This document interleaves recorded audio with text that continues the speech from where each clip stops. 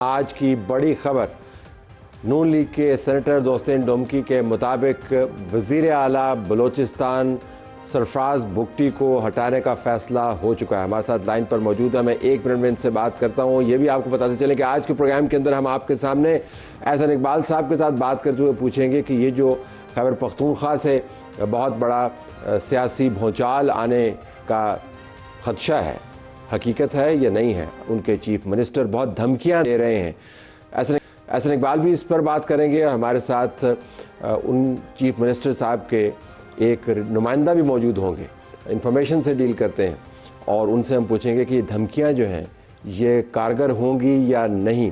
Peoples party کا اور بھی پرسپیکٹیو اس کے اوپر لے کے دیں گے۔ اسی پروگرام میں ہم آپ کے سامنے مریم نواز کی ایک ویڈیو بھی رکھیں گے، چیف منسٹر پنجاب، جس میں وہ بتا رہی ہیں کہ کام کیسے ہوتا ہے، اور ایک ٹویٹ بھی ہے جو مفتی منیب صاحب مذہبی معاملات کے حوالے سے جانے جاتے ہیں، لیکن آج انہوں نے سیاست پر بھی تبصرہ کیا اور محمود خان اچکزئی کو نشانہ بنایا۔ اب ہم دوستین ڈومکی صاحب کے پاس چلتے ہیں۔ سینیٹر صاحب، ہم نے آپ کا یہ بیان دیکھا جس میں آپ نے کہا کہ وزیر اعلیٰ بلوچستان کو ہٹانے کا فیصلہ ہو چکا۔ میں نے ان کے آفس سے بات کی، انہوں نے کہا کہ ایک سینیٹر کی خواہش ہو سکتی ہے لیکن اس میں کوئی حقیقت نہیں ہے، لیکن آپ نے تو بڑا پکا بیان دیا، وجہ کیا ہے؟ دیکھیں، خواہشات بھی ہوتی ہیں۔ اگر ان کے آفس والے بول رہے ہیں خواہش ہے، تو اگر سینیٹر صاحب نے کوئی بات کی ہے تو اس میں کوئی وزن تو ہوگا نا۔ جی وزن تو ہے، تو ہم آپ سے جاننا چاہ رہے ہیں۔ جی بتائیے۔ دیکھیں جی، بلوچستان کے حالات آپ کے سامنے ہیں۔ جب سے اسے کرسی سنبھالی ہے مارچ میں 24 میں، آپ نے بلوچستان کے حالات پہلے ایسے نہیں دیکھے ہوں گے جتنے ابھی خراب ہوئے ہیں۔ گڈ گورننس نہیں ہے، کرپشن عروج پر ہے سر ادھر ہر چیز میں۔ لیکن یہ فیصلہ ہو چکا ہے، یہ بات میں 100% کہہ سکتا ہوں۔ اگر وہ مانے نہ مانے، اس کو ہٹانے کا فیصلہ کر لیا گیا ہے۔ تو پیپلز پارٹی کے خاص الخاص ہیں، کیسے ہٹیں گے؟ سر پیپلز پارٹی کے خاص ہے تو پیپلز پارٹی کی لیڈرشپ ان کو چینج کر رہی ہے نا سر۔ اچھا، اور کچھ وجوہات ہوں گے نا سر۔ ان ہاؤس چینج لا رہے ہیں کیونکہ 2.5 سال کا معاہدہ ہے، پیپلز پارٹی کا 1 سال رہتا ہے۔ ان ہاؤس چینج لا رہے ہیں، پیپلز پارٹی سے نیا وزیر اعلیٰ آئے گا۔ سو پیپلز پارٹی کا نیا وزیر اعلیٰ ہوگا اور پیپلز پارٹی کی مرضی سے یہ جائیں گے، اور یہ آپ یہ فرما رہے ہیں کہ معاملہ طے ہو چکا ہے، صرف نام معاملہ طے ہو چکے ہیں، بالکل جی۔ تو جو نیا آئے گا اس سے توقعات یہ ہوں گی کہ وہ بلوچستان کے حالات کو سنبھالے، بلوچستان کے حالات کو بھی سنبھالے گا جی، گڈ گورننس بھی لائے گا جی۔ اور ہمارے سرفراز بگٹی صاحب جب سے سی ایم بنے، اس کو سب پوری گورنمنٹ کی سپورٹ تھی، ہر چیز کی سپورٹ تھی، لیکن پھر بھی وہ ناکام ہو چکے ہیں۔ تو سرفراز بگٹی صاحب ناکام ہو چکے ہیں۔ ہماری نیلی کی بھی سپورٹ تھی کیونکہ ہماری کولیشن گورنمنٹ ہے یہاں پہ۔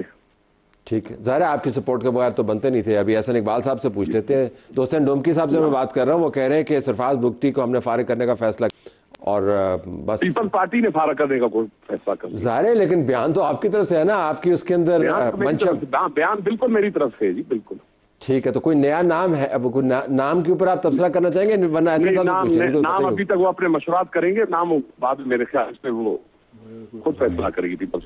احسن اقبال صاحب مجھے زیر اللہ کہہ رہے ہیں کہ وہ کچھ پتہ نہیں۔ احسن صاحب آپ کو کچھ پتہ نہیں؟ فیصلہ نہیں ہوا اس کے اوپر، کوئی بات بھی نہیں ہوئی؟ احسن اقبال صاحب اس سے کہ اس پہ تو کوئی بات نہیں ہوئی۔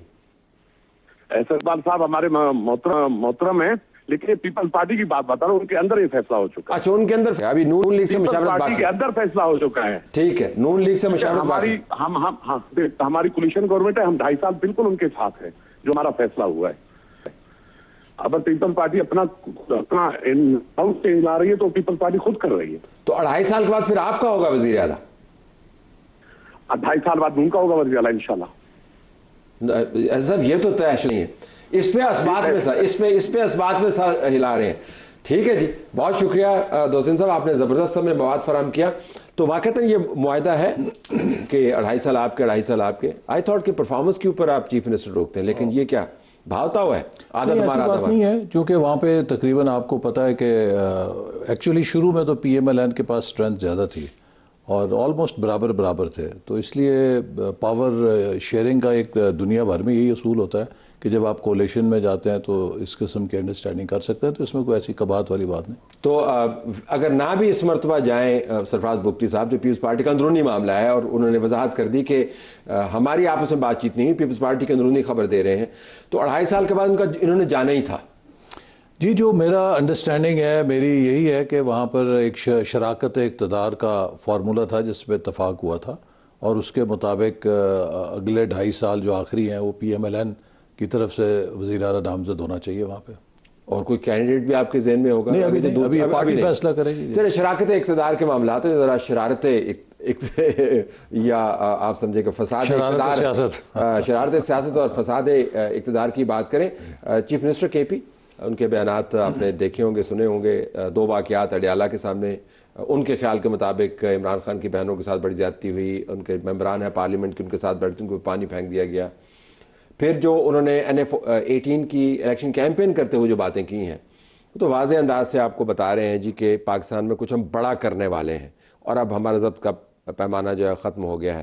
Do you see a threat coming from KP پی یا نہیں؟ دیکھیے میں سمجھتا ہوں کہ یقیناً وہ یہ باتیں کریں گے، ان کا حق ہے، لیکن اب وہ ایک سیاسی جماعت کے کارکن نہیں ہے، وہ ایک پاکستان کے آئینی عہدے پر فائز ہیں، اور وہ وزیر اعلیٰ کے پی، اور کے پی وہ صوبہ ہے کہ جو اس وقت پاکستان میں دہشت گردی کی سب سے زیادہ لپیٹ پہ ہے، اور میں سمجھتا ہوں کہ پی ٹی آئی کو اس بارے میں سنجیدگی سے سوچنا چاہیے کہ کے پی کے جو بھی حالات ہیں اس کی ذمہ داری براہ راست ان کے اوپر آئے گی، چونکہ وہ تقریباً تیسری دفعہ وہاں پر حکومت میں ہیں، اور ہم نے 2017-18 میں دہشت گردی مکمل طور پہ ختم کر دی تھی، چونکہ ہمارے جو پشتون بھائی ہیں وہاں کے، ان کے کندھے تھک گئے تھے جنازے اٹھا کے دہشت گردی کے نتیجے میں۔ لیکن یہ تو فوکس میں ہے ہی نہیں جی لیکن اب فوکس میں نہیں ہے، وہ تو صرف یہ کہہ رہے ہیں کہ جی آپ نے عمران خان کی بہنوں کے ساتھ یہ کیا تو اب ہم نے چھوڑنا نہیں ہے کسی نہیں، کوئی ایسی بات نہیں۔ دیکھیے قانون کا احترام کرنا چاہیے، اور کوئی ایسی چیز نہیں ہوئی کہ جو ایسی کہا جائے کہ غیر انسانی ہے،